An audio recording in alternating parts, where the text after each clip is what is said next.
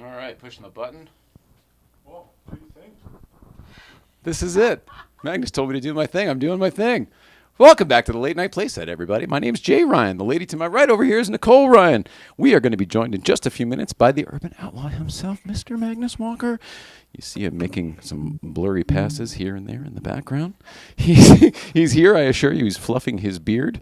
We don't have a paid position for that yet, so he has to do it himself. We've got a great show planned. Mr. Magnus Walker is here. We're going to be talking about what the production was like this year on The Big Thing for Haggerty, as well as whatever is coming up next for him. We're going to get to your questions. We've got some Letterman-y stuff to talk about because there are a lot of other podcasts. We just did one. We've got Mr. Producer Mike fluffing his own beard up in Canada. What's up, fella? I am doing very well. I'm excited for this show, and my beard is sufficiently fluffed. The Fluffington Post, Magnus called it. Good to see you, Mike. And I know we've got some exciting announcements for you and your official launch of the Letterman podcast tomorrow. So thanks for being here as well. Instagram audience is here. Also, Ejabor, Analog Speed. The first badge. Don't forget to buy a badge. That's correct. Thank you. Canadian Fluffin' from You Know It's Omar. Jean-Henri is here. And Shazza Mike says, woot! All right, with all of that, I'm going to tell you that Mrs. Ryan is very excited, so we're not going to dilly-dally any further. Start the playset right now. Right, Will?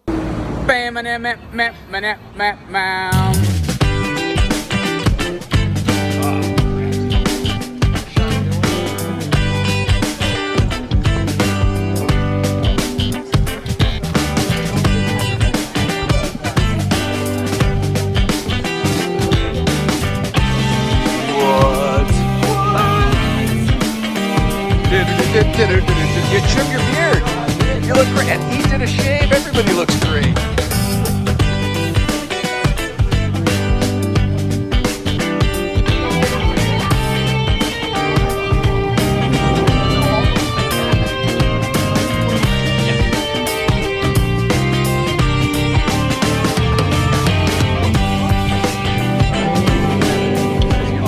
What's up, you guys?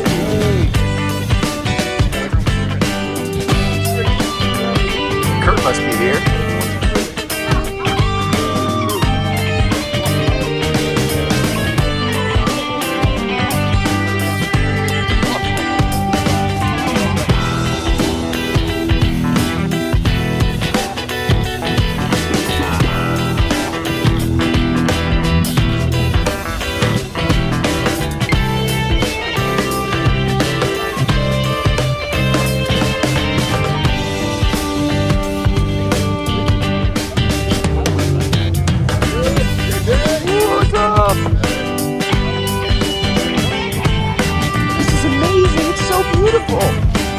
Hi, what's up, dude? What's up, Gus? Tommy? How are you? Good. It's good to see you guys.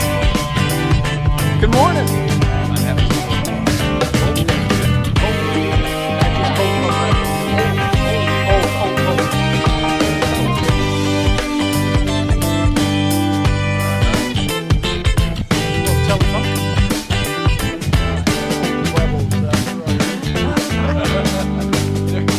Top it off. Oh, shit.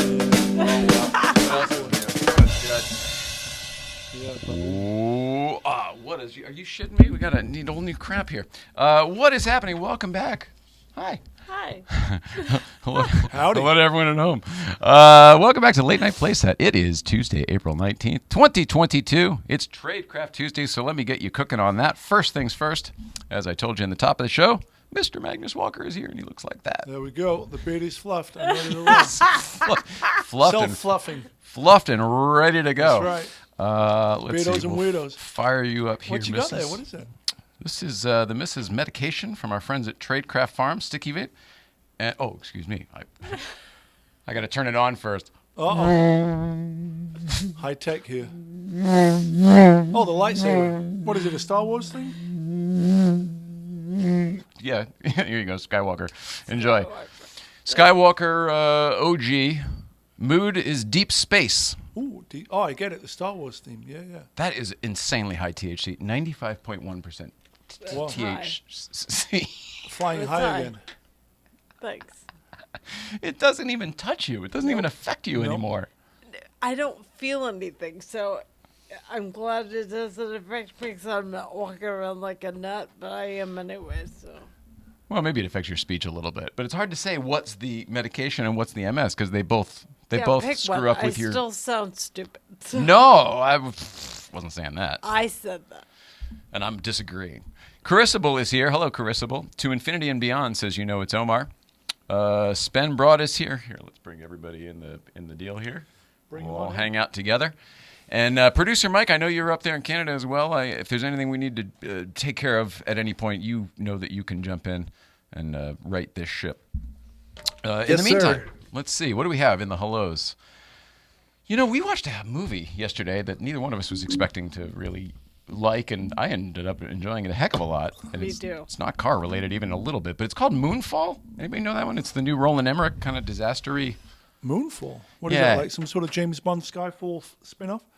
No, No. he's the guy who does all like Independence Day and the End of the World, all those big stuff. Yeah, and in this case, it's the moon. There's a problem with the moon, and the moon is falling, and we got to go fix the moon. Sounds But like what they full say moon about it is fever. pretty interesting. The moon may not be Yeah. a natural occurring thing. Maybe it's a man-made type thing. It's pretty fun, really fun ride. I loved that movie. Hi, Brace. Hello. Yeah, She come loved on. that movie. Hank on camera 4 bought a badge. Thanks, Hank. Thanks, Hank. Hank. Oh, look, Hank. Snaky Bites bought a badge. Are you guys coming out in May? So we're still coming out, yes, but it's looking like September for the Telefunken week in Connecticut up at Lime Rock. Well, that's not me. But No. at least now I know Yeah. where you're going. I guess the answer is no. No, I guess not the in answer May. is no. We'll be Yes, there in we're still September. coming. No, it won't be May. Hurry up and wait. Let's see. The other guys at the show last week, the guys, I kept saying from Mystery Films. I don't know why. Somebody jabbed that in my head, and then I ran with it. It's Native 4, the guys from Native 4, but Dylan Mystery and Cameron Thuman, they were here the other day. We had an absolute blast. Their show was really good, I thought. And they played some clips from their latest work and some exclusive stories behind. Not dissimilar to like what we're going to do here today with Magnus, but I highly recommend going to check it out, especially if you don't know those guys. And if you do know those guys, look at what they're working on these days because it's it's fucking impressive. Always Really see impressive. more than I expect from them. Yeah, It's and so much deeper, and I have no idea ever. yeah, they make you feel. They really do Yeah. a good job making you feel. And Yeah. that's tough to Feelings. do. Yeah, well, I mean, they consider themselves having sort of broken with you. Well, it could be true. It's going to be a tough seat for me to fill over there, I think. Those guys are talented for sure. Anyway, go I've done watch a few that things show. with them. Yeah, go go watch check it that out. show. Go check it out. And then Saturday, we are going to be down at Porsche Irvine for The Driven. Ooh. I'm doing that in quotes, although I think it's actually a hashtag for The Driven. And The Driven is this new youth in racing Stiglette event. He is he's the guest of honor, and we're invited to come support him. I think we may be doing some version of an interview thing on the stage as well. I'm not sure, but we're going to be down at Porsche Irvine, so please come down and say hello and Is that in support the Orange Stiglette. County? It is. It's where the 405 and the 5 meet down in Orange Down County. in the OC. Down in the OC. right. I know, it's a haul. It's a haul. It's worth it, I'm sure. Got to support the Yeah, Stiglette. Yep. for sure. That's what it is for me. He, He interned with us last summer, and I miss him. you know how it is. Yeah. At first, Stiglette, the mom, and the whole thing, it's a big package. It's a big package, yeah, for sure. And then eventually they kind of get under your skin, and then you go, all right, well, I'm invested now. That's Now I want to right. see how this story turns out. Kid works hard. He's a hard-working kid. Yeah. Kid works hard. And if you're putting in the work and you're a good kid with the good motivations, I see him going far. So They always, I talk to them every time. They're all fascinating stories. all right, so this is a positive and a negative. I'll bring producer Mike in for this part of the conversation now. Mark Malkoff is going to be here on Thursday. You know that, right, pal? I'm very excited about that. Yes. So am I. We had arranged something else that we were going to do on Saturday, which was go to Commissar's Yes. place. And I just realized right before the show that that's the same time as the Stiglitz event. So I will no longer be able to do that, unfortunately. But Mark Malkoff That is going shows right there, sir, how much you love the Stiglette. Yeah, that's really it, because I sure would love to go to the warehouse that has the Ark of the Covenant and the Johnny Carson Tonight Show set bet. and all that other stuff. But The Stiglette came first, and that's what's most important to us right now. But Mark Malkoff, the host of the soon-to-be off-the-air Carson podcast, 30 years later, it's finally going off the air, is going to be here on Thursday, and we're really excited. It'll be fun. I can't wait to talk to him. Yeah, it's going to be Right? great. The show must go on. Absolutely, the show must go on. And then the name of the other show, buddy, that we were talking about the last week is correctly entitled Wake the Kids, Phone the Neighbors. And that is a different Letterman podcast that just launched out of Texas. And we were lucky enough to be guests with Rusty and Mike over the weekend. I had fun. It was a lot of fun. Those guys are really nice, incredibly enthusiastic, and very knowledgeable. Yeah. Yeah, I had a good time. I'm just happy there's other interest in the subject. Yes, it's mushrooming every minute. Mushrooming every minute, if you couldn't hear that in the cheap seats. It's That mushrooming was the every minute. garble. You don't Hold beat me. yourself up. You have as much of that as you need to make it better or worse. It doesn't hurt to talk, right? Like people No, don't know. That part's fine. It's just very muddled. Everything else hurts, but Is it numb. is it because your thoughts and everything are still quick, but your body won't fire as quickly as the thoughts? I think that's part of it. I physically don't move as fast. Like my hands and joints are really the problem. So I feel like that's part of it with my jaw. Like nothing works like did. Wild. I mean, not sorry. That Except is weird, my- wild stuff. It's in my head, which still thinks it's hilarious and quick, and it's neither. Sometimes. Well, it sucks because you naturally are quite funny, and timing. Comedy is timing. Timing. And sometimes we just watched that It's Always Sunny about the text chain and how the last person to make the same joke is like, you don't know whether their thumbs are broken or if they're just, not quite there with it. Blows. And in my head, I'm like, zing. And then it's like 5 minutes later, I can make words. Like, good luck. I'm not funny anymore, even though I think I am. I think you serve a different purpose, and I think you're still very funny. But I think you're serving a different purpose now. I'm trying to remember that.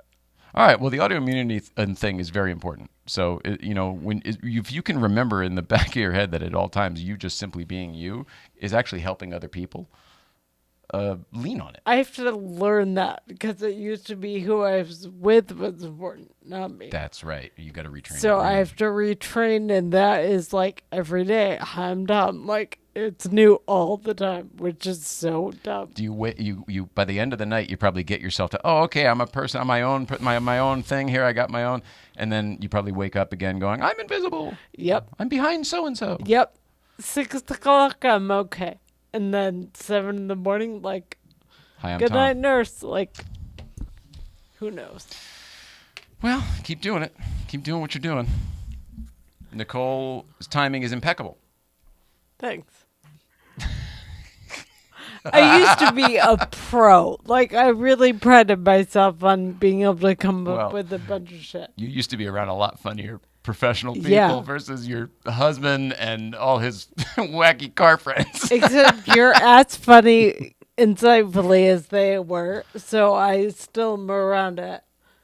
Tell me how to get better at it then, at least, would you? Because even I'm over it some days. Me too, please. Surrounding yourself, you are what you eat, and that's everything and everyone. And we're surrounding ourselves with better people now, and that's a big part of it.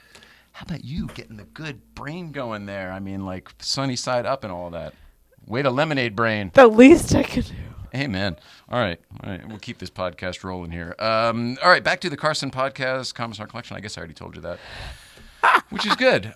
Producer Mike, do you have anything? I too was on Rusty and Mike's podcast on Monday, and I mean, talk about enthusiasm. And I just love that there's an enthusiastic nucleus of us who want to do something really big and profound that we find big and profound just for the hell of it, with no outcome except to continue to carry the torch that has been, well, really taken by us, not really passed to us, but taken. And I'm so stoked about it. It's exciting. just happy for you, buddy. I think you're doing the right thing. I think you're exploring parts of yourself that you probably should have or, could have a long time ago. And I think that you're just living your purpose, bro. I think you finally got kind of the creative juices flowing through you, and you're getting a taste of the great unknown and all that. And let me tell you something. It's pretty addicting. You can't go back. You're going to quit your day job real quick.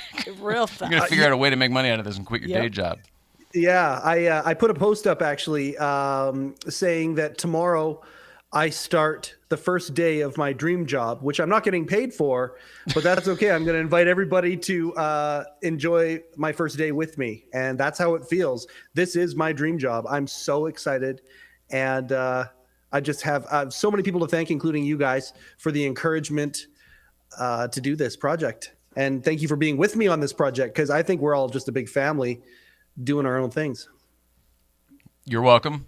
We're happy to be there, and it's all good. If there's anything we can do to help this along that we're not doing, that we don't see ourselves, just ask. And by the way, that goes for everybody, anywhere in the world. If you know us and there's something you think we can do for you that might, not be too much skin off our backs, just let us know. Like, we're in the business of trying to help people because so many people have helped us. We didn't used to need anything. We used to be able to do everything ourselves. We used to have tons of money and contacts, resources, everything you needed. And then, life, right? Fucking changes. And we had to learn how to live differently and stuff. And we wouldn't be anywhere if people didn't support us. So if you, Mike, in Canada, or anybody else who knows us needs anything, ask. Send me a message. Yeah. Ask me in person, whatever. Seriously. It sounds like a weird thing to say, but I 100% mean it. We all have to learn how to ask, and this is a good way to do it. But definitely ask if you need anything. That's it. On that note, if you need to have your toys insured, they say all which separates men and boys is the coverage of their toys. What types of toys are we talking about today, Mrs. Ryan? Collector cars, I think. Mm-hmm. And businesses and homes and everything that insures cars. That's right. And everything that's actually insurable at all, as a matter of fact. You're exactly right. St. Clair licensed in most states. St. Clair Insurance shops top providers, so you get the best coverage for your toys. In this case, we are talking about collector cars, but it could be anything. Maybe you've got stamps. Maybe you've got coins. Maybe you've got boats or heavy machinery. Maybe you've got helicopters, planes. We know all sorts of wealthy people with interesting interests. You've got the Ming vase collection. I don't know. It could be anything. Anything that's valuable. Your home, your business. Give Jeff St. Clair a call, or do what we do and dial them up on the internet by going to the www and firing off coverageforyourtoys.com. Coverageforyourtoys.com. Coverageforyourtoys.com. And make sure that you say hello for Nicole. She can't do it Because I too well herself. Oh, yeah. Kiwi Caption is here. David Keynes is here. Hello, David Keynes. Hey, David. I love you and your wife, Ariana. I love your cars, too. I love your taste in houses, too. I guess I just love everything about you guys. You guys are awesome. Series 1 Films. This episode, what's that? A whole lot of love. Yeah, I can't help it. I don't know what it is. We never used to be these people. We used to make fun of people like we are currently. Yes, all the time. Oh, look at those. Have a little bit more weed, Mr. Happy, It's a madman world. Yeah, flip turned upside down. Again, I'm not sure if we can say that anymore. This episode has been brought to you in part by Series 1 Films. Series 1 Films helps automotive brands create engaging cinematic content for social media. Quite up there in Canada. I got a show to do. Those wacky Canadians, eh? Helps automotive brands create engaging cinematic content for social media and advertising to grab and hold your ideal customer's attention. Grab and hold.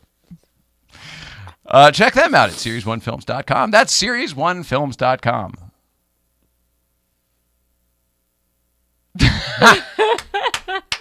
It's a number one.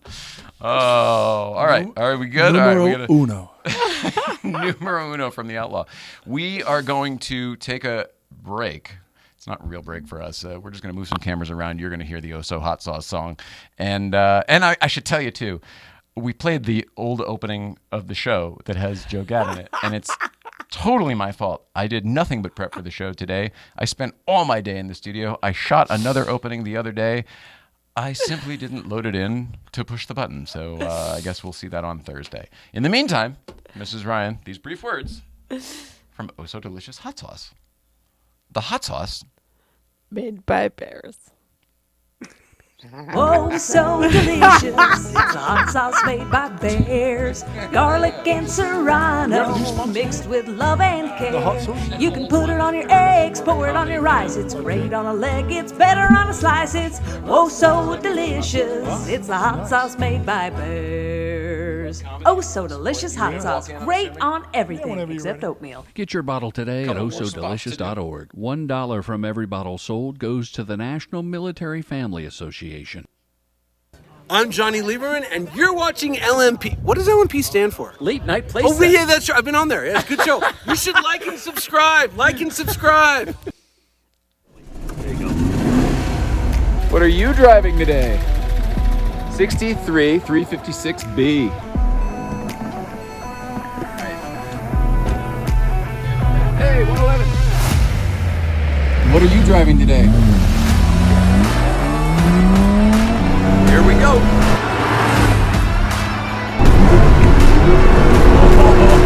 Oh, this is fun, David. Thumbs up for sure. This just proves that you don't have to go fast to have fun. You don't have to go fast. Can you see my smile already?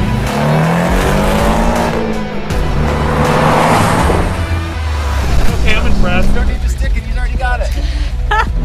My car's going to feel slow as balls after this, I'll tell you that. Pedal down. Yeah, baby.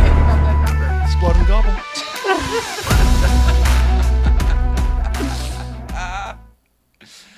Oh, yeah. Let's see. Bring it. Bring the heat. Woo! All right. It is my great pleasure now. He likes to do the walk-in to welcome the urban outlaw himself. We're going to be talking about the big thing on Haggerty and whatever else. Mr. Magnus Walker.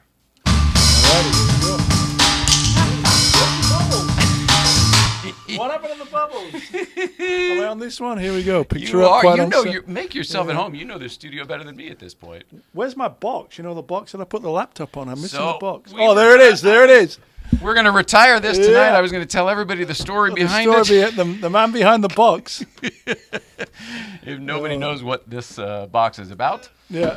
It's an Magnus important uses thing. it every time he records here in the studio. We have all of this nice stuff. We have We have a piece of equipment for every job you could possibly imagine. Including the cardboard mixer box.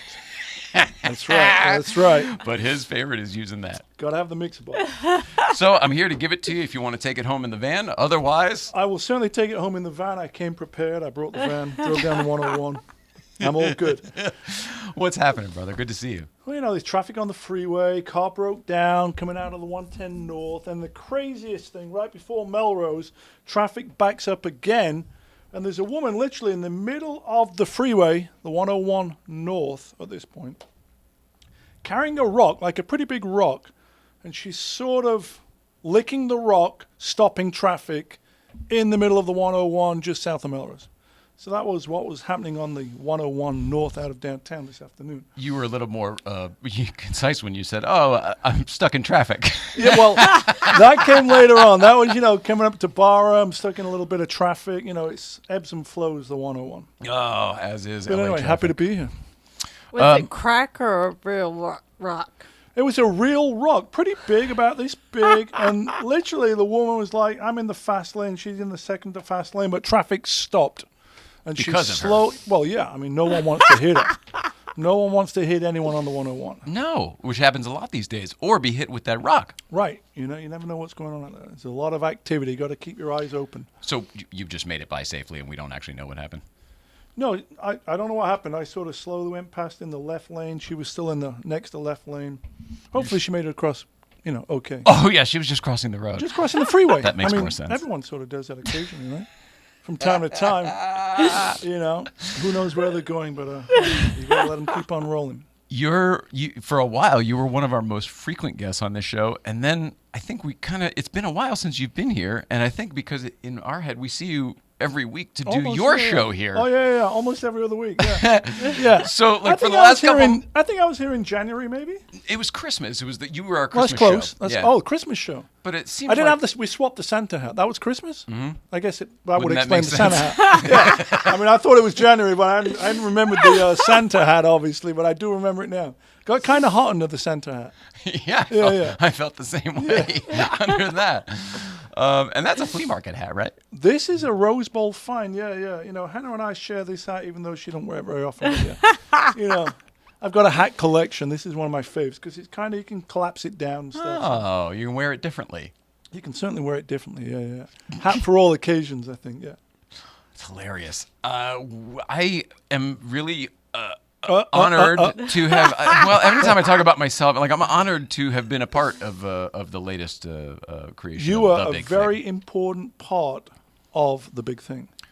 For those that don't know, this is where we record the VO to the Big Thing, right there. Yep. I put a little laptop on the box and talking to that microphone, exactly and right. yeah, that's how it's done right there. Yep. That's behind the scenes recording voiceover, or as they call VO, but you know, the stuff that I don't say in the car, or the stuff that you can't hear in the car because the car's too loud, or you know, the mic's not turned up, or the beard's in the way, or whatever it may be, right?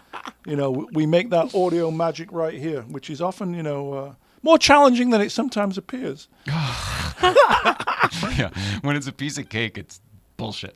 That's right. We gotta work for it. Do we really want the buzz in the background? No, we don't want the buzz in the background. I don't know. Do we have a came here for crosswire? clean audio, and I was like, whatever. You know, we added our little sound effects thing here because gotta be funny. Yeah, we don't want that. And Got to then be funny. one day we're like, you know, there's a bit of a hum in the back of that. And we go, no, impossible. All our audio is clean. He goes, really? How about you listen to this? Yeah. And I was like, what the frick? Because it wasn't in the headphones. Whatever. It's not in the headphones, we but it's traced on the that final thing. audio. We traced that thing down. Yeah. We didn't realize when we first started recording, you know, when we'd done it all, we finally realized. Yeah, that's right. Well, you wait until you're done. Got the whole thing. Yeah, it's a professional setup over here. But it does sound good. So thanks for allowing me to come and lay down some, some vocals in the studio. It was an enjoyable experience for me, but it was cool being around the rest of your cats who help you produce the show. The cool cats. Yeah, and it was cool for them to have my perspective of, wow, it usually doesn't go, even with our little hookups, it doesn't usually go this smoothly. For you to come in the studio for a show and lay down the track, it's like 2 or 3 hours of like bullshit to get the 15 minutes of work. Yeah, I mean, ideally we get it in one take, which sometimes does happen. You've done it a couple times, yeah. One take, you know. Shoot the rehearsal, as you say, right? One time you did it you did it great, and then there was the technical issue, and for some reason technical issue. He went out, took a walk. Okay, says you guys figured this out. Me and Sean, PCH driver. Yeah. One thing then another. Who knows what it was? We figured it out. He comes back in, and then what took us an hour the first time, he just boom, boom, boom, like knocking him out, almost like he went out and worked out. Getting his pump on, and then he came back and laid it out, and that to me was maybe one of the best performances out of you. They're all good, but that was just, you were channeling that You day. and Sean both were glowing when that happened. Because we didn't like that we were the cause of the hiccup, but Yeah. the result was so good. Don't call it a comeback. Went out there, did some breathing, came out, and, one take wonder. Got lucky that time. Do you enjoy the experience of making this show? Yeah. I mean, there's various parts of it, like this sort of pulling it all together, the ideas, wrangling the cars. The actual shoot day for me is a whole lot of fun. That's the easy bit. Then the hard bit is sort of trying to piece it all together. The biggest challenge really is always the edit because, you get all this footage and then you got to find the good bits, finding the needle in the haystack and piece it all together into a format that sort of tells a story. It's not a review show. It's more a historical story, including some archival footage. So finding a great editor, which we found, but finding ones that are available when you need them is always seemed to be the big challenge. But we ended up with 4 different editors who did 7 different episodes, and each one was sort of unique in its own way, and each one really told a cinematic story, which was what I was trying to accomplish with this season of The Big Thing. Prior to that, it was called The Next Big Thing. And the big difference for me this time was I actually I produced the show, hosted it, did most of the writing, and pieced it all together. So a lot more involved sort of putting the whole package together. But ultimately, I had more control. I kind of like that because in the end, I was happy with every episode that came out. There wasn't really anything I'd change on any of those episodes. Each one was kind of unique. It took longer than I thought because, we shot the Mercedes one back in November, and that one was kind of done in December, but didn't air till January. And then this season was broken up into, 4 different shoots spread over 7 different episodes. So there were a lot of sort of stop-start moving pieces, wrangling this team together. But it came out great. I was super happy with it. I like that they all have what feels like decidedly different personalities. Each film, you mentioned the different editors. I don't know if it's that or the car personality, like you were saying. I think it's a combo of both. Like each story had its own thread that went through it. And then the goal originally wasn't to have 4 editors. The first one was done by Nate Calley, and he did the last one. And then we had a few different people in between who were all great in their own way. But that wasn't the original goal of 4 different editors, because it's sort of like starting the process over again. Oh yeah. And having to sort of gotta teach them what you want each time. Yeah, and speak the same. We all speak the same language, but it's communication's key. To me, I'm all about communication. So you go through all this footage and make the notes, and having been there and sort of saw the story in my mind before we shot it, did the driving. In me, I always sort of know what felt good when I was either driving or when I was saying something to camera. So going back later and trying to going through a terabyte of footage, however much that is, like some of these I would sit and go through every setup. There's cameras mounted to the car in 2 or 3 different places, times 4 cameras. There's what you call the drive-bys, there's car to car, and then there's some drone stuff. So you end up with all this footage that you got to go through. It gets posted up on Frame.io, and then I would go through and go, okay, 110 South, this is a great shot. And I'd start rating the shots, 5-star, 4-star. And then you sort of piece it all together and leave these notes. And sort of, we had a script that was like a Google Doc, Act 1, Act 2, beginning, middle, end type thing. But then the jigsaw puzzle is trying to put all those pieces together where they sort of flow rhythmically and cinematically. And then, of course, trying to get them all going in the same direction. We've all seen these films where you see car chases, going up Santa Fe, and then a split second later they're going down Santa Fe, and then all of a sudden they're at the beach, and you go, well, that's not really how you get to the beach. No continuity. Yeah, no continuity. So, for me, I was trying to get continuity of always somewhat moving in the same direction. Yeah, maybe that's part of what adds credibility to these, because there's something about... I thought it was just because it was you doing them that there's sort of an authenticity, but perhaps it's all those little touches strung together that help add. Yeah, I mean, most people don't realize that, or don't think that. Whereas, when I see something, and I've seen a lot of movies shot in L.A. over the years, and I go, they were just going north on Santa Fe. Now they're going south, but they never turned, and all of a sudden they're in East L.A., and I go, that's not how you get there. So I don't know if it really matters whether people care about that or not, but for me, I always try and have the rhythm going in a certain direction. Like if I'm heading west, I want all the shots to sort of head west. Not all of a sudden, why am I going the other way? And then all of a sudden, I turned around. Yeah. So you know what I mean? People, whether they realize it or not, can actually pick up on that. Their eyes see the subtle changes in lighting and other things, whether or not they actually put it together. Right. So it becomes, for me anyway, a much more palatable viewing experience. Yeah, I mean, for me, it's more thoughtful. There's a lot of thought that went into them. There's a lot of time that went into them. There's a lot of me waking up in the middle of the night thinking about them and how it's going to come together. And then, of course, I want to have certain elements, certain music in the right place, at the right mood, the right vibe. And sometimes you just get super lucky. Like the E-Type Jag one was one of those where I saw it in my mind. I'm starting in Griffith Park. The sun's coming up. That one was basically shot in and around Griffith Park, Hancock Park, and then up to Mulholland. But we didn't realize we'd get so lucky with one of my favorite scenes was just driving north on La Brea. All of a sudden, the street takeover bike guys surround the E-Type and pop wheelies. And I just roll with them. I asked and you thankfully, if you could set the that camera up. was, no, you can't script stuff like that. Right. That stuff you can't script. A little bit like the Koenigsegg Agera RS1 up in Angeles Crest Highway, getting to the point of no return with snow and ice.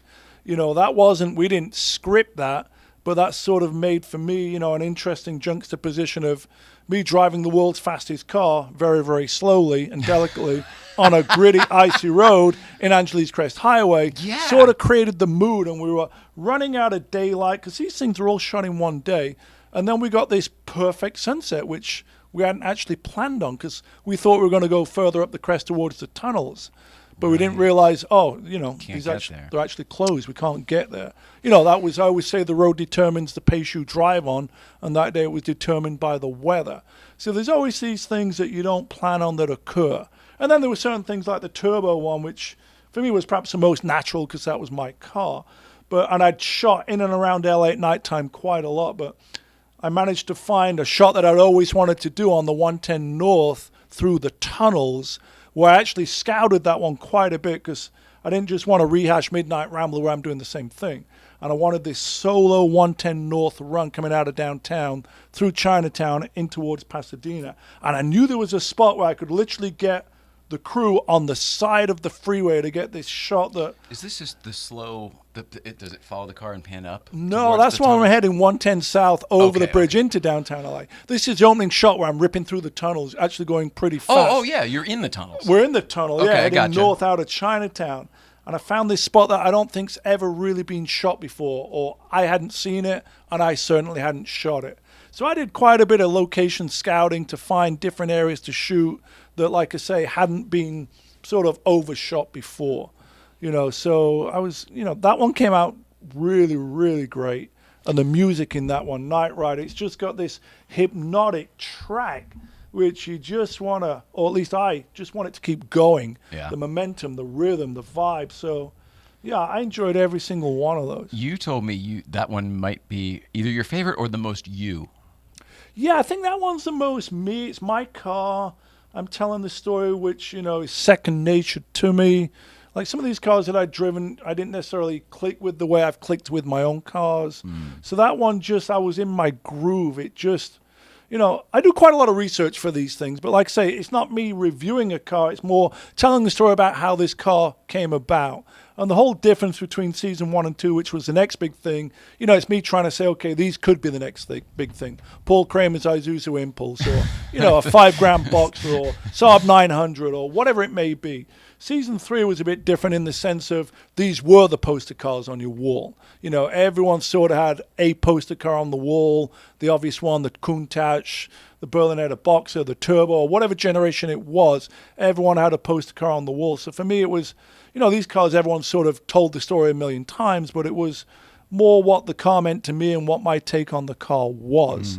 And the ending episode, the Ford GT40 GT episode, for me, it was just like, wow, this was such a great way to have the season finale that came out a week ago, is to have all 3 generations of the legendary Ford GT40 and Ford GT, and then get people that were actually involved in that story, like Charlie Agapu, who worked with Ken Miles and was Carroll Shelby's crew chief in the day and was actually at Le Mans when Ford won the first time, beating Ford versus Ferrari, beating Ferrari at their own game. So he was a key player. Then my buddy Camilo Pardo, who designed the Gen 2, the 0506. And then Billy Johnson, that helped develop the Gen 3, the 2016 Ford GT, that returned to Le Mans 50 years later and had the class win. To get all 3 of these cars and significant people that were involved in the development or design of those cars, and then shoot all 3 cars together on track at Willow Springs, to me, that was quite a challenge to do all of that in one day, except for the pickup shots at the Peterson. There was a lot going on there in that first day. I'll say. The hero car broke down after less than an hour on track, so we didn't get quite enough footage of the Peterson Museum's GT40, but hey, I have the teaser for that one. I'd like to play it if that's all right. And the teaser for that one. Yeah, play it. And I'd like to play it, and then we'll talk about the breakdown afterwards and how it went. All right, roll it out. Roll it out. Where are we at? What we have here is the story of American spirit, drive, determination, and the might of the Ford Motor Company. Spread over 50 years and 3 generations of a legend. The fastest cars from the West, on the fastest road in the West, the Ford GT, the big thing. That was Sean's line that, wasn't scripted. He sat right there and threw it in, and then we rearranged it. And I told him I didn't like him. I go, you said massage it, and then once he told me what he meant, I was like, oh, it's great. I'm an idiot. What are you on about, the fastest cars in the West? What does that mean? We're on the fastest, road in the West. What does that mean? I ended up loving that line. It's great. So that was a spontaneous thing. We hadn't scripted that out. I do quite a lot of research, and Sean and Joe sort of come in with their ideas, and then I tweak them and put them in my own words. But yeah, that was the season finale, like I say, and that was for me like that was a big deal to get those 3 cars together. Yes. And there were a few challenges there. And I had a Gen 2 car all set up, and then that went away literally 3 days before. So the Gen 2 car you had was a substitute? Yeah. The black Gen 2 Randy Wong's car was a substitute. So I was initially borrowing my buddy Patrick Liddy's car, who'd set us up when we went out to Thermal with the Maserati MC12. Right. And then he kind of at the last minute had to go somewhere and wasn't available with the car. Oh, bummer. And then I was like, oh, damn, fuck, what are we going to do? Kind of need all 3 for this to work. Kind of need all 3 for it to work. So the Gen 2 sort of fell into my lap, and then the Gen 3, Chip Beck, who's this cool dude from Scottsdale, Arizona, he actually trailered the Gen 3 car out from Scottsdale, Arizona just for that shoot. And you're kidding. I'd never met him. And then he kept it here because we did the NASCAR thing, and he came too, right? Or I guess that was the same time. No, different car. That was Camilo Pardo driving his Heritage Gen 3. This one's yellow. Camilo's not I guess yellow. so. It didn't even occur to me. They all look the same, these Gen 3 GT4s. Modern right? cars. Modern cars. They're like early It's got the 911s. cutouts. I thought it was the same. Yeah, completely different car. All right. So in the end, it all came together. We had this call time at Willow Springs at 6:30 in the morning where everyone had to be there at 6:30. The Peterson Museum trailered theirs up early. Dana pulls it off. This is the hero car, the 67, Gen 1 Mark III. The one with all the bright work, the one that we see when we take the tour of the Peterson. This is the Peterson Museum car. It's one of 7 Mark III road cars ever made and one of only 4 left-hand drive street legal Mark III GT40 road cars. So no big deal here. The car's valued at $5 million. But like with all museum cars, they don't see a lot of seat time. They don't see a lot of road time. They tend to sit in a museum on old, dry, cracked rubber. And you know how things are. You pull them out of storage, you fire them up, you go, okay, great, good to go. And then you go do some laps on it, and it actually wasn't good to go. And weirdly, the brakes locked on. It was pulled out of the trailer, fired up, warming up. Go, great, we're ready to go. The sun's coming up almost, because in my mind, I'd planned the intro differently. The intro was going to be me and the Gen 1 doing the lap at Willow, and then I come around the corner, the Gen 2 comes into frame. We go around another corner, the Gen 3 comes into frame. That's how I'd sort of scripted it out in my mind. But we pull the car off the trailer, it warms up, the sun's coming up, and then all of a sudden it's like trying to herd cats, getting everyone together to, hey, the sun's coming up, we don't have much time, the sun's coming up, we don't have much time. And I hadn't driven the car at all. So I jump in the car with Dana, I go do 1 lap around the big truck, I go, okay, I got it, it's not really a big deal, I get it. It's I feel not comfortable in it because I could barely fit in it. Literally, I'm like this. My knees are on the dash, the steering wheel's on my thigh, and the shifter's here. But, it's a GT40. You're going to make yourself comfortable. So I do a lap around. That one doesn't have the bubble. No gurney bubble in there. Yeah. So I have to lose the hat, but I'm in. But everything's kind of really awkward. The steering wheel's shaking. The tires are old and cracked. I do 1 lap. I go, okay, I think I got it. Let's go out and do, in my mind, this opening sequence where all 3 cars are going to join in. Everyone's got a walkie-talkie. There's a drone. We're ready to go. I pull out of the pit. I get to the end of the pit row, and it sort of weirdly locks up on me. It's like the brakes had seized up. So I'm like, am I in gear? It felt like I'm in gear. I'm letting the clutch out. Nothing's going, but the clutch is coming out. I don't stall. I push the clutch back in. I put it in neutral. I walkie-talkie. I got a problem. Dana comes over, and it's like the brakes had frozen on it. So he manages to sort of rock it to get it free, and then it starts overheating. So by this time, like the magic sunrise shot is we've kind of lost it at this point. So, okay, let me do a lap. I do a lap, and we kind of get it, but not quite how I envisioned it. But we do have 3 cars together. So then I go do probably 10 laps. I'm getting in the groove. But what they didn't tell me was there's hardly any gas in the car. Oh, my God. So I pull back into the pits, and I'm ready. Okay, let's go do the next shot. And the car literally, I'm in neutral. The car dies, won't restart. Think we're out of gas. How many gallons did you put in it? Not many. This thing just eats gas. And by this time, I'd done about 10 laps. I'm kind of up in the groove, but we haven't got all the shots. So, okay, let's go get gas. We go over to the pumps there, 110 octane. We throw in 5 gallons of gas, still won't start. And there's 2 tanks on that car, a left and right. And somehow we think there's a vapor lock. So Dana starts trying to mess around with it. Then all of a sudden, it's got gas, but it's not getting fuel to the carbs. Turns out the fuel pump had sort of died on us. I go, there's a Pep Boys down the road. It's an American VA. We've got to be able to get a fuel pump down at AutoZone in Rosamond, right? So, we're frantically making a few calls. And then finally, I called someone in LA. Maybe you can bring up a fuel pump. And then it was just like, after messing around for an hour, the decision was made that they don't want to mess with the car, which I get. But by that time, we'd sort of not lost momentum because we were doing stuff with the other cars, but the Hero car was no longer available. Right. And we'd probably only got 50% of what I really wanted to get with the Hero car. But if I hadn't just told you that story, you may not notice it watching the film that the car actually broke down, which then became part of the story because my whole goal was to do 3 of them on track and then drive all 3 cars on the street to Tehachapi because all 3 cars are street legal cars. So the goal was to have had 3 cars doing the run to Tehachapi with the windmills and then back to the track. But it just made the story kind of interesting. And then that video or film, it's not a video, the film became the longest one I've ever done. It rolls in at 28 minutes and 45 seconds. And It is a film, though. It's a a film film. or a It's- pilot for a TV It's show. a film. And, Nate Keller that did the first Mercedes-Benz W194 back in November, initially he wasn't available to do this final film. So, he was busy doing, creating magic for other people. I said to him, if I give it you now in February, you have 2 months to do it. There's no rush.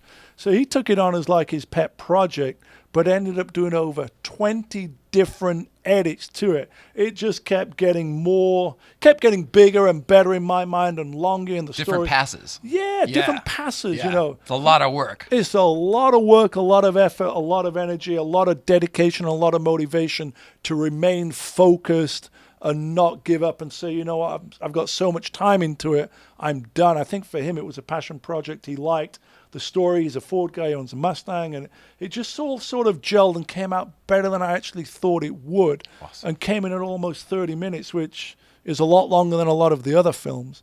And, to me, it's just something that I'm proud of. I'm proud of that whole team that came together and actually sort of kept in on it and never gave up and just stayed motivated. The key is to keep people motivated and keep them passionate, and because it does become slightly tedious where you got to go over it again and again and again. Yeah. So That's a grind. People say, "Oh, I want to be in the entertainment industry." It's a grind. No matter what you're doing for a living, it's a grind. Yeah, the editing, I think, is the make or break of anything, And I feel proud of what the team did. Obviously, there's a lot of people involved. I brought Larry Chan and his guys in, who started with the Turbo one. They did 4 out of the 7 episodes. So there was a different crew that did the first 3 episodes, and then Larry shooting. and his team Larry and his team did the final 4 episodes, and he's got a big crew that's great at what I call run and gun guerrilla style. Where you're quick on the move. Yeah. So They know how to get the shot. Yeah, they know how to get the shot, and that to me is always, you need a lot of shots. No matter how many you see, there's always like, oh, where's the shot of the camera on the roof, or the camera pointing this way or pointing that way? So, there's a lot of moving pieces. It is a jigsaw puzzle of putting it all together. Did you learn a lot through this process? Because you've made a number of these in the past, but producing it yourself is a different beast. You got to learn all those lessons for yourself. Yeah, it's like herding cats trying to find a needle in a haystack. It's a lot of work. Yeah, it's a lot of work. It's a lot of work to see it all the way through. But I enjoyed the process. To me, I was motivated to give the best I could give and to get the team together. It has sort of got a bit bigger than I thought. Like Larry came in with, 4 guys plus Larry, so that was 5. Then we had an assistant, we have a sound guy. Then there's Joe and Sean, there's myself. Oh, it became quick fast. Yeah, and then it was no longer this like small moving 4 or 5 person crew. I went from special thanks to a producer in 1 season. I mean, this whole thing grew quickly. Yeah, it grew quick, and but ultimately there was a passionate team that was really dedicated and enjoyed what they were doing. Yeah. Because that is the challenge. These are kind of long days, especially the nighttime ones. But I love shooting at night. To me, it's like always we'll start at 8 p.m. when it's going dark and I'll go all the way through till the daylight comes up. I agree. The creativity for me, I guess it maybe depends on whether you're a night person or a morning person. Yeah, I'm not necessarily a night person, but I love shooting at night.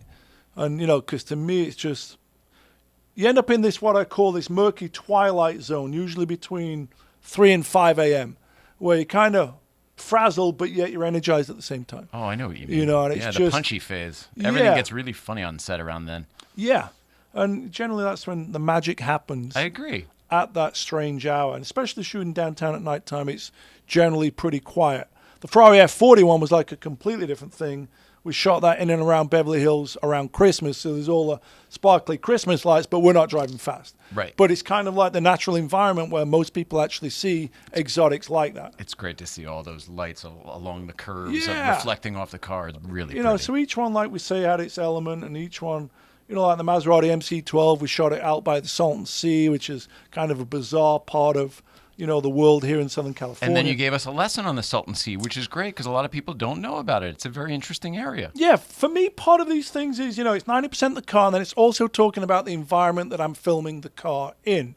And the Salton Sea, it is a great example of a bizarre environment, right? Mm-hmm. It's this manufactured resort area in the 50s that never worked out because the sea became contaminated with away, mercury yeah. and all the fish died, and it became like this ghost town. And then the beatnik counterculture moved in, and the Burning Man types, and Yeah. the Slab City off the grid people. What's the mountain? The Love Mountain or Freedom Mountain or whatever it is? Salvation Mountain. Salvation Mountain. That's up there. Yeah, that's up there. I mean, the Salton Sea is a big body of water. Yeah. So originally It's in Grand Theft Auto as well. It's where Trevor lives. Originally we were supposed to shoot the Maserati MC12 in the Crest. And we, the Crest is, as we all know, it's a great road, but it does get shot a lot. And when we were shooting that time period was when there was snow in the Crest. So we aborted that in the F40 and completely changed direction, which worked out great. made the film better. And then my buddy Patrick Liddy landed us some free track time at Thermal, where we ended that episode. So it all just kind of worked out the way it was supposed to be, I think.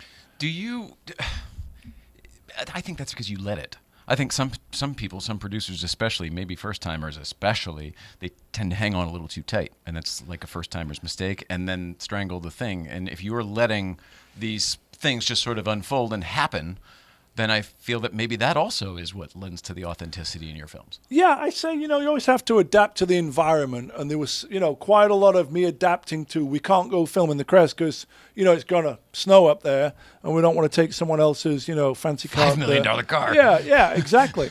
But so, yeah, it's about being able to adapt to that environment and not be sort of too locked into it has to be done a certain way. So I think in theory, in reality, it all panned out for the best because we had these unique films in unique locations where I'm telling the story about the location. Like Griffith Park, for example, the Observatory, James Dean, Sunset Boulevard. The Jaguar. You get a little old Hollywood lesson Yes, too. old Hollywood. I've lived in LA since '86. I consider myself an Angelino, even though I'm English. I'm a dual citizen now. LA's home, so I like the terrain and everything that's available within 2 hours of where we're sat right now. Right, ocean, desert, mountain. Yeah. So to me, it's telling the story of the vehicle, but also, like I said earlier, the environment that we're shooting it in, where we're filming. Like Willow Springs, it's this historical racetrack. It's the oldest purpose-built road course, not so much racetrack like, Indy's been around a long time, but a road course like Willow Springs, it was, a pivotal part of the Shelby story. Shaking down the GT40 actually happened on that track. Yeah. So for me, it just made sense to take those three cars there, which hadn't necessarily been done before, and a film made to the level that we made it on what was actually a pretty small budget. It's hard to squeeze, all these things in. I think that's one of the reasons that one's so special is the fact that you have the thing at the place. Somehow there's Right. a weird magic that unlocks with that. Well, it's And, part of the history of the car, and then to get, Yes. like I say, Charlie And the Agapo, place. who was there in the day, worked for Ken Miles and was Shelby's crew chief, and actually worked on the car that raced at Le Mans, was just like, wow. For me, those stars aligned. Yeah. And that's kind of why I'm happy with it. You were talking about the whole team before, and it's hard to stay motivated. And how do you keep your motivation? I mean, you're the one driving this team, but where does yours come from? I'm just excited to drive these cars and tell the stories the way I want to tell them. And ultimately it's my vision that went out there, whether you like it or not. Everything I'd done in the past, I've done a lot of films and videos and other people's shows, but it was never sort of my vision and didn't have that creative control. So almost every one of those stories I'd mostly thought out in my mind before I got there.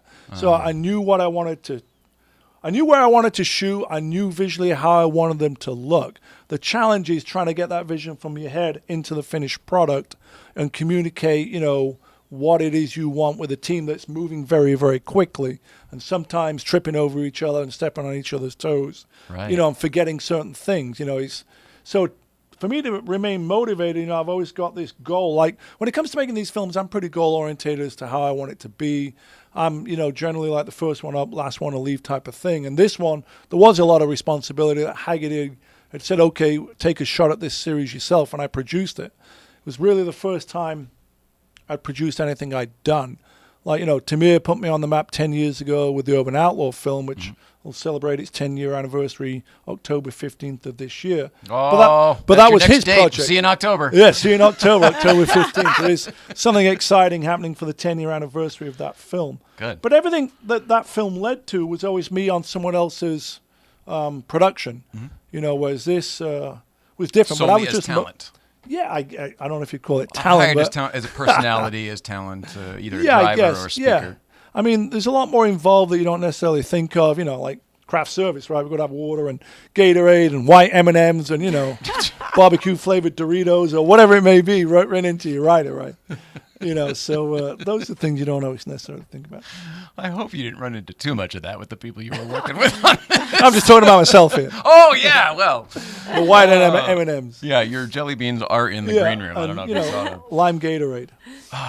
What's coming up for you? You're not the kind of guy who takes a break. You know what I mean? So this just aired last week. Are you working on anything else? Yeah, I'm already working on something else. It's slightly different. It's a car-related show.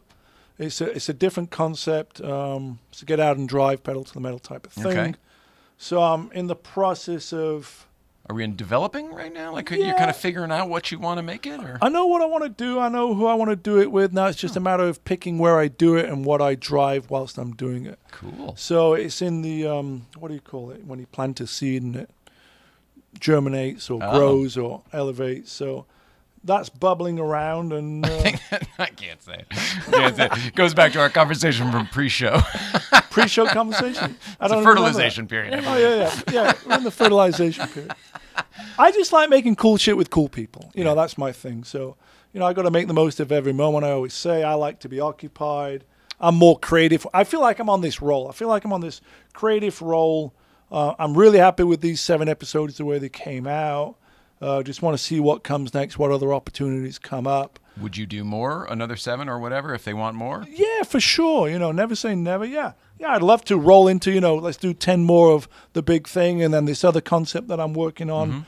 There's 365 days in the year, so, Plenty of time. Plenty of time to shoot plenty of cool stuff.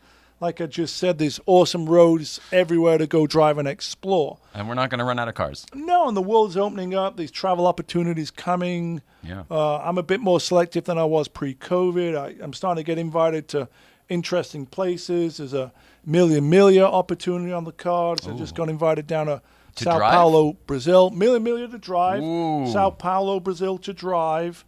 So, now it's just a matter of trying to figure out, who's going to take care of Willow if we go away or, stuff like that. It seems like the hardest part is going to be deciding which of these wonderful opportunities you want to pick from. Yeah. I mean, that's the goal That's in kind life, of if how you it's can get always there. been. Do what you love, right? Back to making cool shit with cool people. So, there's always opportunities seem to be coming. And that's about it, really. What's going on with the house? The house is the house is moving forward. The current thing with the house is, we have this pond, which is 3 levels, which is leaking, but we don't quite know where it's leaking from. Leaking, you mean you're losing water? Losing water.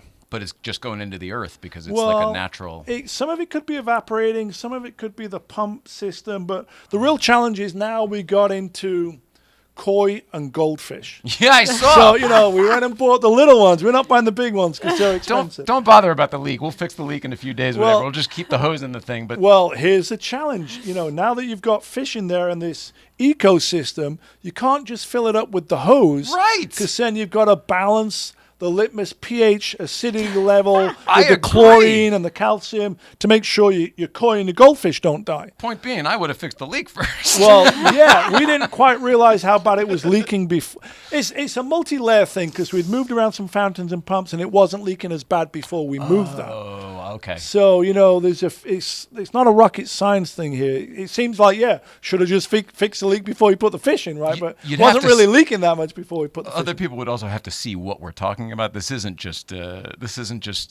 three things from Home Depot. I mean, this No. is a very old custom dug It's a situation. whole ecosystem there in the Hollywood Hills, in them there hills near the Hollywood Bowl where we're restoring this diamond in the rough 1925 Spanish house. Such a cool house. Which we're not even living in. We're still living downtown. We've got our buddy Shmulik, our Israeli buddy who's over there, sort of love project Shmulik. managing. We've got the crazy Australian Mac who's met him building at this fence. You met Shmuley on the NASCAR thing. The NASCAR thing, yeah. the guy on the was out bike. there. Yeah, Shmuley does love him. ride more, talk less, two-wheel Tuesday. So he's doing his motorcycle gathering there. But the house has just got there's 1,000 projects that need to be done. None of them are black and white. They're all sort of multicolored in the sense of they're a little bit tricky. Nothing's just easy. You just can't building just the do fence, that. which should have been a 2-week job. There's nowhere to do the foundation because the hill slope's really bad, and so the 2-week fence job, we had to wait 4 months for the 2-week job to become like a 7-week job after he started 6 months later.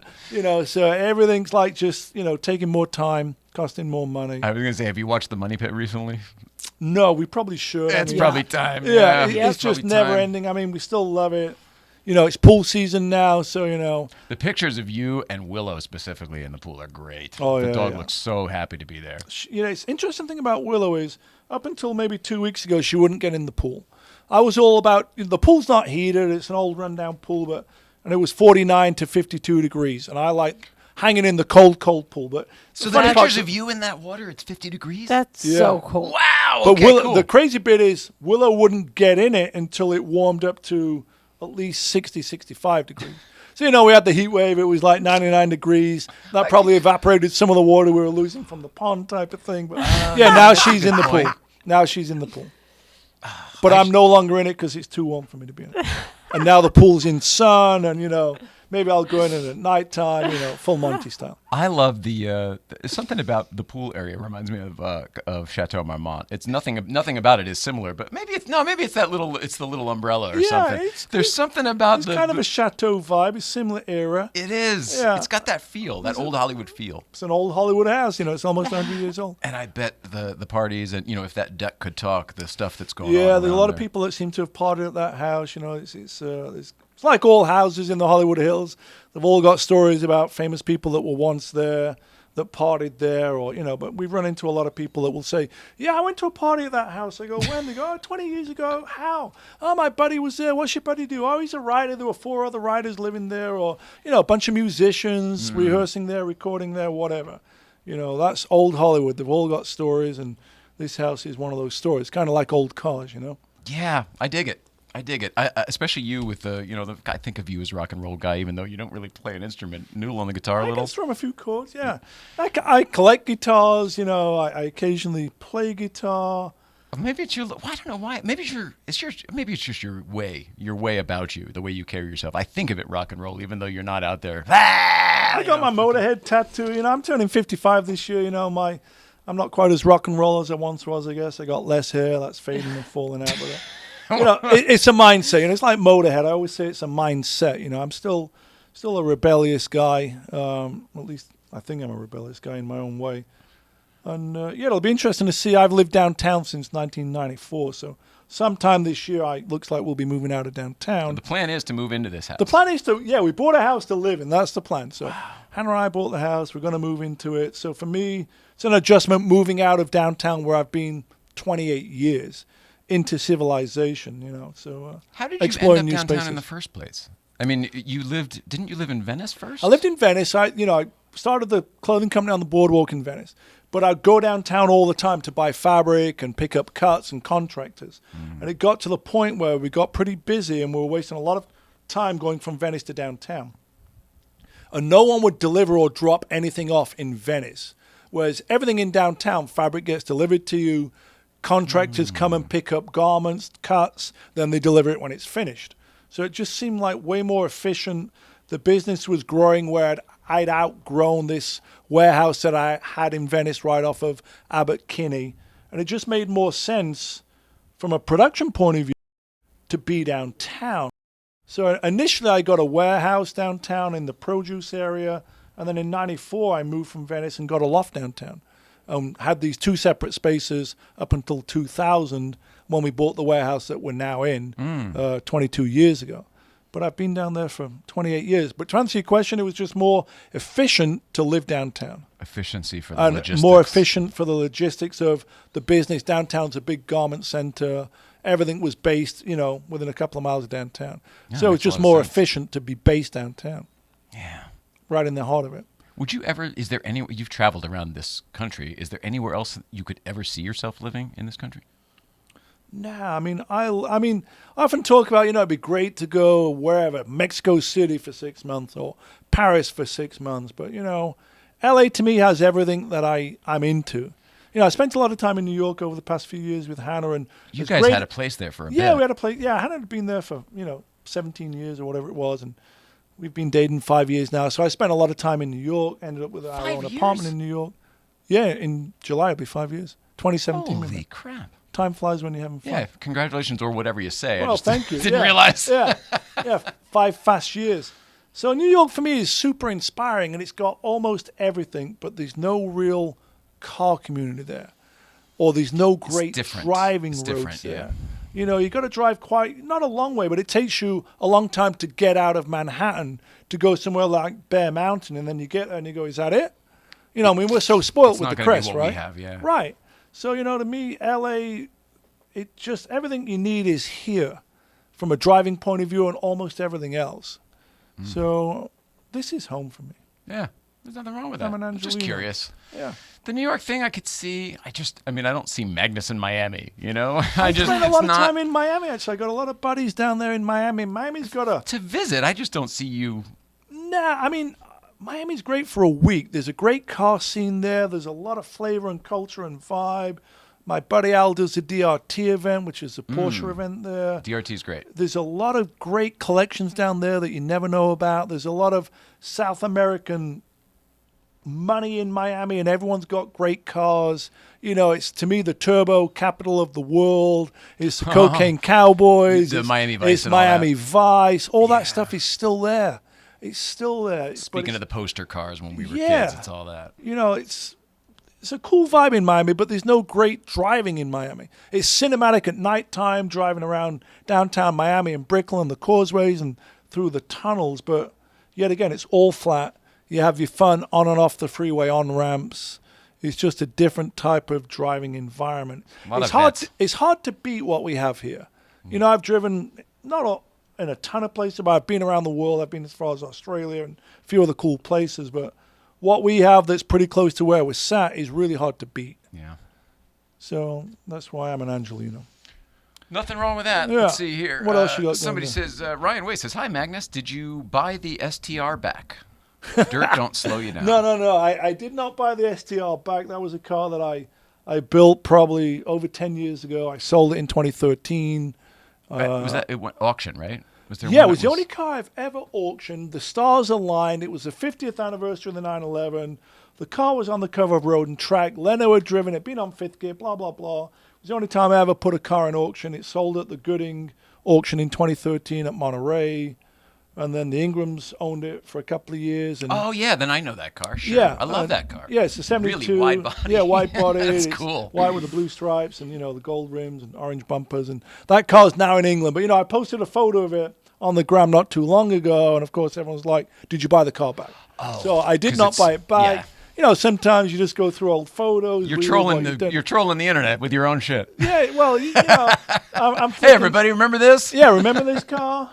Sometimes you just sort of relive stuff you'd done in the past. occasionally. 100%. Let's see. Is this anything important? Or, it's more fuel for the fire. Hey, producer Mike up in multitasking Canada. here. What do we got? Yes, sir. Is he texting? I've been trolling the Instagrams, and so we're gonna have to do some rapid fire questions here because I got a whole pile of them. I'm gonna save mine till the very end because it'll piss everybody off. It's Omar. It's Omar bought badges, so he's getting up first. We've got some rapid fire ones here. He wants to see some Neo cars. Season 2, by the way, when you talked about doing more episodes, very, very happy people. He wants to know if you ever would look at some Neo cars, a BRZ, a 718, a Miata, AMG GT, that kind of thing. I think he's probably saying new cars. It probably Neo must be new cars. Is that a Canadian thing? Neo, new. Yes. And is a Z like a Z? Yes. Yes. Oh yeah. It is. A BRZ, BRZ. BRZ. Yeah, of course. Myself again. Yeah. Miata, I'm a fan. Yeah, so he likes those. Yeah, I like those. Older Celicas. Is that a Toyota? Like a Celica? Celica. Yeah, I'd take that.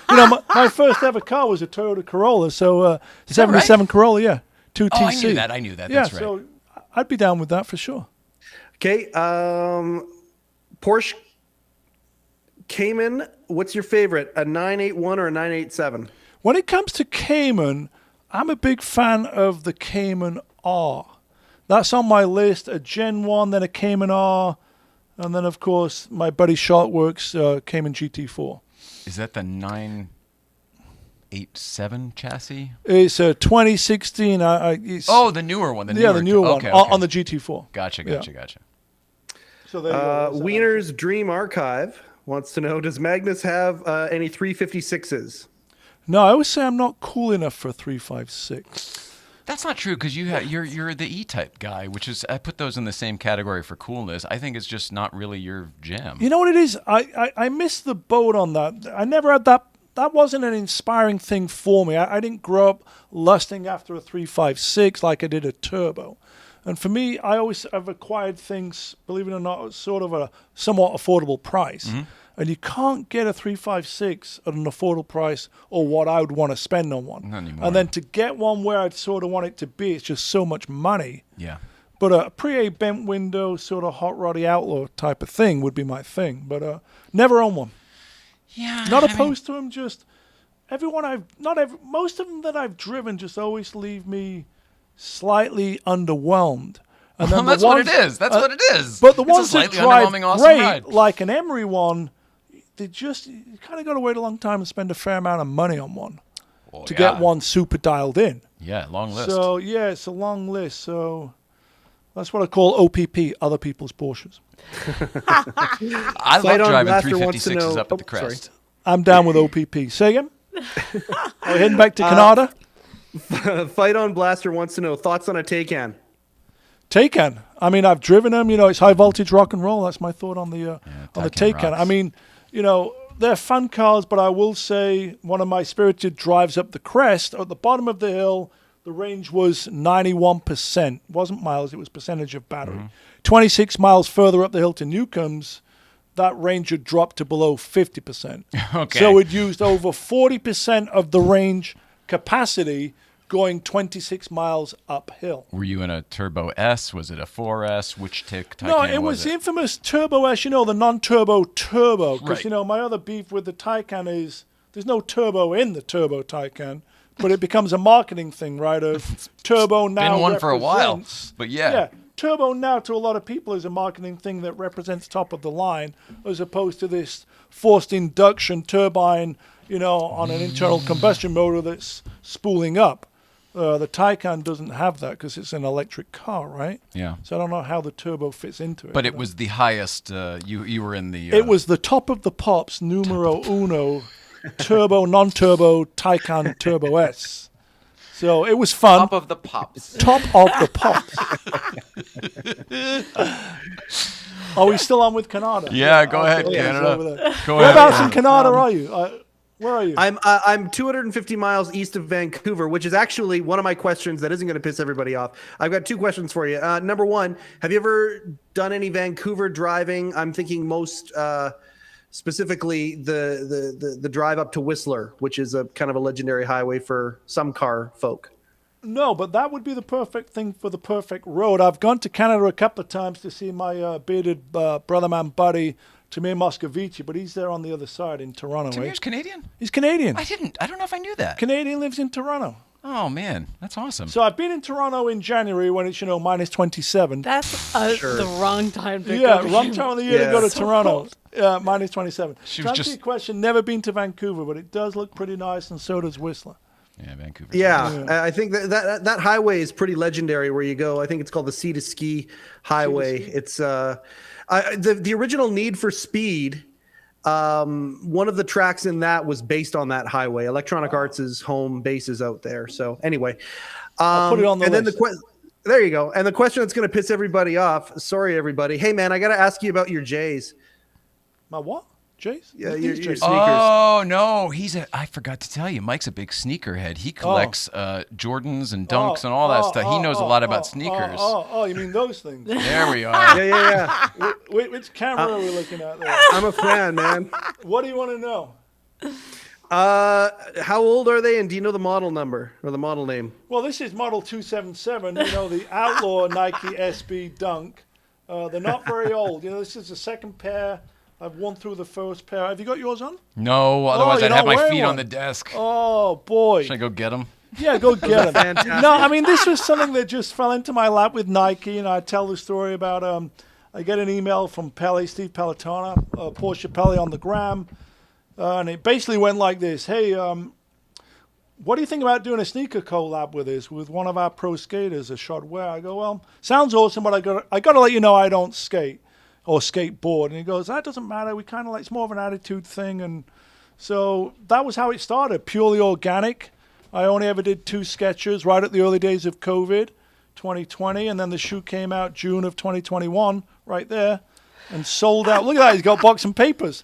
And then it sort of sold out within 10 minutes and upset a lot of people who couldn't get them. It totally sold out immediately. I couldn't do anything for a week while every person who ever met me at any point for they were all asking me, hey, do you think you could ask Magnus if I could get a pair? Hey, do you think you could get me a pair? Hey, could you ask Magnus if there's any chance? I'll pay for them. I still get that. So this is one of the... It was exhausting. One of the coolest things that just happened organically, based around the 277 with some rock and roll tartan interiors. And the shoe is like the car, is made to distress and weather with age. So it was the first time I think Nike had done an SB Dunk that was had canvas and leather mixed into it in quite some time. So it was just a cool thing. I like that they don't get hot. I thought they would get hot. They look like hot sneakers. Well, I think that's where the canvas, they're not over padded, they're not overstuffed. But even the leather is perforated, and then the rest is all canvas. Yeah, and they've it's so got nice. the raw They breathe. edges, so they breathe the distress. The more you wear them, the more beat up they get, the more comfortable you get. Well, I've done a respray on mine. I might do another one. Respray. Well, I hit it with the white marker there. That's how you can tell. Yeah. That's how they've stayed alive as long as they have. Yeah. No, mine are more beat up. I kind of wore through the first pair in about 6 months because. Hang on, you wore through the pair. You literally wore the heel. I've worn through the heel, yeah. So this is the backup pair that's also wearing pretty quick. Maybe I need to get more pep in my step, less shuffle or something. But or come out with another absolute sneaker. Fire. What's that? They are absolute fire. And my youngest, who is a videographer, and all he tries to do is auto stuff. Like he's very, very much into that stuff. And he is going to kill me for asking you that question. Because but they're fire. They're fantastic. What is a pair like this going for up in north of the border there, Mike?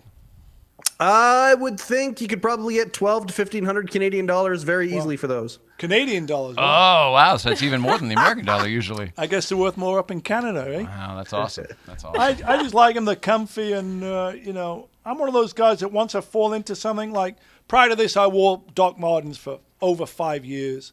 Before that, I had some Diesel sneakers, but these are really, really comfy. So, and they're easy to drive in as well. That's exactly it. I'm a Converse guy and always have been, just for ease and convenience. And I love wearing my Magnuses. I can't wear Converse or Vans without. I need more arch support. Apparently, you're going through the heel of a fucking Nike. Yeah. I can't imagine a Converse would do anything for you. Yeah, for me, with these, once I got an insole in there that had a bit more arch support, they became the most comfortable thing ever. Okay. So that was the key for me. You got a high arch. I guess I got a high arch. Oh, well, that's better than a flat foot. Yeah, I don't have flat feet. No, it is. Flat foot's bad. Flat foot's bad. It's bad for your back and everything else. Yeah, these are my dancing shoes. Do you dance? Do you dance? No, I don't I would dance. love to see that. You dance as well as I dance. Boogie nights. It's time to watch that movie again. Yeah. What, Dirk Diggler. is there That's anything? a very LA movie. I love it just because it's Hollywood in the 70s, Yeah. right? All the locations, It's great. driving around the cars. Yeah. We want a Corvette. You know, there's a Corvette in Boogie Nights. Right? Oh, and Yeah. what does the other guy get? A Mazda RX-7 or something? Philip Seymour Hoffman's character, the sound guy. Yeah, remember he spray paints his Yeah, the it's same pretty color. cool. and Was it a everything. Datsun Z? I think it is. I think so. Maybe it is. It's like a Datsun Z, like a 240Z or something, or a Z. Yeah. Z cars. Hey, if anyone out there has a C3 God damn it. Corvette, let me know. You're looking for a C3? Is that the Stingray, the 70s? Yeah, well, they come out in the late 60s. Is Gen 1, Gen 2. The late 60s one has the chrome bumpers. Yeah. And then the Gen 3, but the first gen has the chrome bumper. The early 70s one is the all fiberglass urethane molded bumpers that goes to the early 80s. You'd prefer the bumper? I'd prefer the chrome bumper one. Right. Unfortunately, those ones are like at least 2, if not 3 times the price of the non-chrome bumper ones. Of course. But Pomona Swamp Meet's coming up on Sunday. So I'm headed to Pomona Swamp Meet, like one of my favorite all-time places. That's ironically where I bought 277 before it was 277 was at the Pomona Swamp Meet. What did that Back car in look like when you got it? It was a 70. It's a 71T, so it was still essentially long hood, narrow bodied, White? which is not its original color. The original color is gold. It had a 2.7 CIS motor in when I got it. I bought it at the Pomona Swap Meet for $7,500, and then within a couple of months, but everything was less than 10 grand back then. For sure. So it wasn't like that was a smoking deal. I'd bought 911s for $4,500. I thought, oh, that's a smoking deal. But when I got it, it was still long hood, narrow body, but it had a 2.7 CIS motor in it. First thing I did was got some RS flares welded on. I was going for the obvious, 73 Carrera RS. Sure. Slapped on a ducktail, and then it evolved over time. But now we're on the quest for C3 Corvette. So right. we will be at Pomona Swamp Meet. If anyone out there's got one, let us know. Are they ideally in white? Are they all 4-speed? No, those were automatic a as well. lot of them are automatic. You just got to get on Bring a Trailer. There's one sold today on Bring a Trailer that was a 77 tangerine orange, I think. Ooh, hammered the down Dirk at, Diggler. Yeah, hammered down at 24.5. So they're all across the board. You can pick them up in the low teens, but I'm not quite sure how one of those is going to drive. But we have to drive one before we buy one because I'm a little concerned about ergonomics, leg room, head room. You can fit. Yeah, but There's fit and it's be America. comfortable are two different There's things. so much room in those damn things. All right, well, stay tuned. I don't know about the dog in the back. Yeah, I mean, there's it's definitely a two-seater. I Willow think. will squeeze into the footwell of the passenger seat. I think. Yeah. She likes man, it. that's fun. Do you? Well, I might have just answered my own question, but you should do. Do you have any other American cars, not including the van? We got the 75 AMC Hornet. what I was that thinking. I bought forgot on a whim, about it. the orange one. That looks exactly like the James Bond. The one. It's the same year, same year, same color, just minus I think the James Bond one's got a houndstooth interior on the seats. Yeah. So that car's, it's sort of scratched an itch for a minute, but there's no real performance with that car. No, So that's now a Cars and Coffee. That's a Radwood type of car. Yeah, that's now parked next to the E-Type, which is also, not that reliable. So those things, I'm sure the Corvette will be wildly reliable, I'm sure. This is the Magnus Museum collection. This is you just go look at those ones. They don't drive as often. I mean, occasionally they drive and then they break down and then you're stranded somewhere on the freeway for a couple of hours and then you go, oh, this is actually no fun. yeah, old cars suck for that day. Well, For that day. old Porsches tend to be reliable. Old British cars, I hate to say it as much as I love them, they're not quite as reliable. But that doesn't stop me wanting them and owning them and buying them. And They don't have to be that old either. no. To have those Piccadillys. Let's see. Is there anything you wanted to talk about today that we didn't get to? No, I This think felt like a very natural. That seems pretty natural to me. Okay. How do people follow you? Well, I appreciate the support as always. How do people follow you? How do people follow me? I guess you go on the gram, Magnus Walker. That's probably the best The way. best place. You're on YouTube as well, but you don't post really there too much, right? No, I always think I should do more YouTube content, and But you sell it to Haggerty.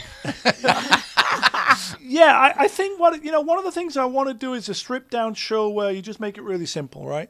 slap a GoPro on and go do something or other and have fun doing it. As opposed to the big thing just became a lot bigger project to sort of put together and not as quick a turnaround. Yeah. So you are shooting multi-million-dollar cars in amazing locations with Larry Chen. I can't believe that got big.